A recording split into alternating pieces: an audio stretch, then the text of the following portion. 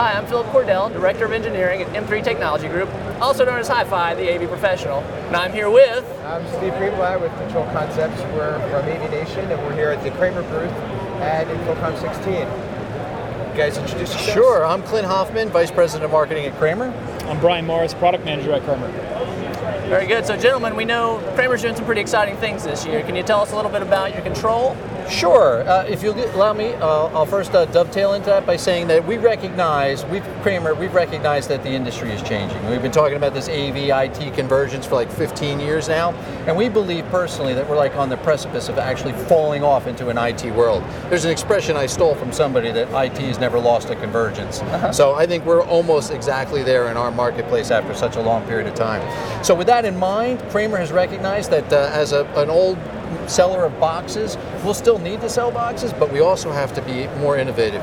So we've come up with cloud-based and software-based solutions to our lineup, and we think that we're going to have to do more of that going into the future. One of the solutions we've come up with is a new control offering that's cloud-based, and it's kind of revolutionary. I like to say that if you looked at timelines in the AV industry for different things that happen, like resolutions and screens and display technologies, you see a lot of innovation, but control would be kind of a flat line. It's been done almost the same way since the late 80s, early 90s. You go to somebody's training class, you learn their language, you become a programmer, and you go out and you write code and you sell expensive, really excellent control solutions. And as Clint said, the control industry hasn't changed much at all. So what we did is, instead of doing what the other guys do, let's just redo it. Do it over the way we need to do it.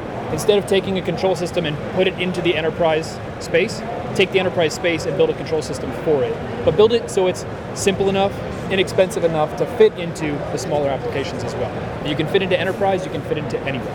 That's the idea with Kramer Control. So scalability becomes a key issue there. You can do a room, you can do a floor, you can do a building, you can do a campus, you can do an enterprise, okay? And it's very economical to do so. And we've also built the system based on data. We built a control system to provide data rather than a control solution that we didn't try to figure out how to get data out of. One of the key things with our system is our drivers, we call them smart drivers or intelligent drivers, is that they have a translation layer. So many manufacturers of the different TVs will have different strings that turn them on. We've built the system so that it just recognizes TV or display on.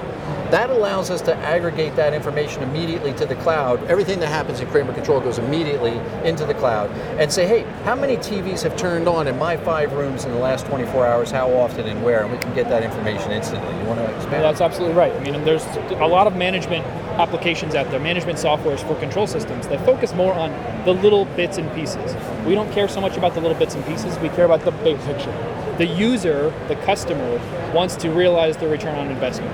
With a dashboard that allows you to see exactly how the rooms are being used, not necessarily one bit of the room, then they can realize their return on investment much faster.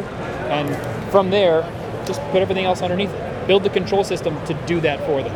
Gotcha. So I can tell you myself, I would be a young Padawan programmer to Steve's experienced full-on Jedi programming magic. What does this mean for guys like us who have invested a lot of time in becoming programmers ourselves? Is there still going to be room for us at this table? I think there is, and I think it's different.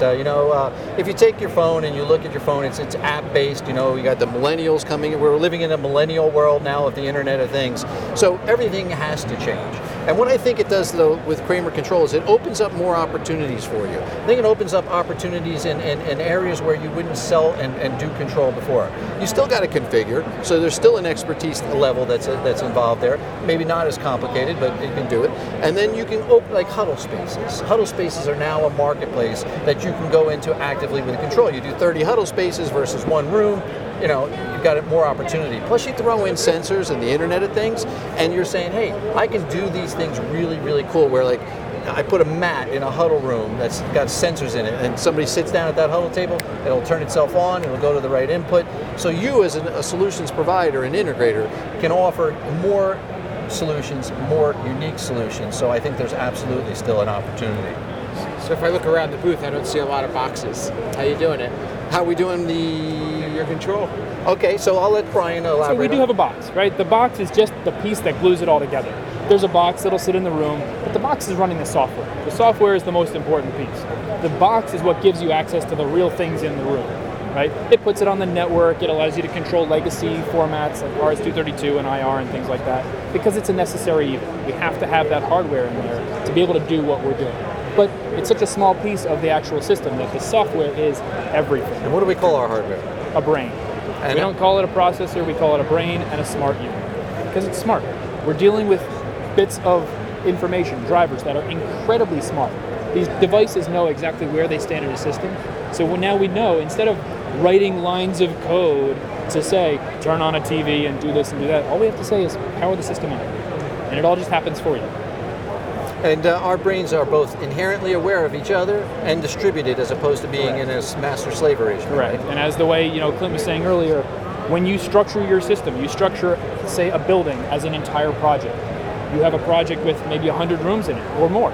Every room knows about all the other rooms. So now you can instantly share different devices and things like lighting systems and management systems and security and HVAC, things like that, instantly, without having to write code between all these different brains to communicate all this information. So it sounds like it relies a lot on the network. Right, there's a lot of talk, right? And I would imagine the cloud as well. Yes. It is a cloud-based product. So in terms of having the data and the analytics, having the distributed and inherently aware brains, the next aspect is the fact that it's cloud-based. So if I'm in New Jersey and you're in Colorado and you say, hey, I just got a $69 Blu-ray player, Clint, I want to be able to control it with my own device here, I say, hold on, Steve. I do some drag and drop programming to the cloud because your project lives in the cloud. I say, Steve, go ahead and sync your device. You sync your device, boom, you're controlling that device. That new Blu-ray player. Did I get that right? Absolutely, and the dashboard is the same way. If you're out on vacation and you get a service call that says, hey, my system is down, you can instantly log into a room from our cloud-based dashboard without having remote access to the building or the building's network. It's all through an internet connection. There's nothing else to worry about. Now, the difference between this and maybe some others in the past is that to move to the cloud is a huge move for other control systems. Because we built this from the ground up for 2016, we built it in the cloud. That's our way of life. Very good, very good. And so, network-wise, I understand you guys, obviously Kramer has been known for years for making hardware switches, whether it's HDMI, BNC, I mean, whatever. You guys now are doing some over IP, AV over IP distribution as well, is that? We are, and we have a piece of software that's like a network management, enterprise management software. We call it Kramer Network. Okay. And Kramer Network has different modules to it, if you will. One module is virtual matrix switcher. So you take some encoders and some decoders, and you put them at the source and the display, and Kramer Network will now allow you to virtually route those signals.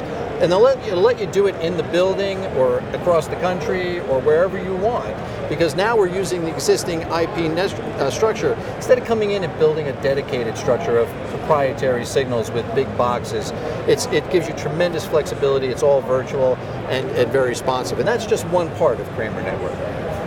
Is there another part, Brian? Oh, there's the management part. The management part is the bigger part. Okay. Management is everything, right? It all goes back to that data. So the bigger part of Kramer Network is that dashboard that I was mentioning. Right.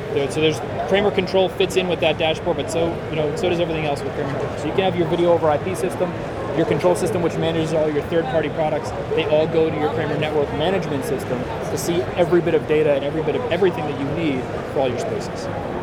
Rocket. So one thing that I hear a lot about is making sure that data is something that you can use.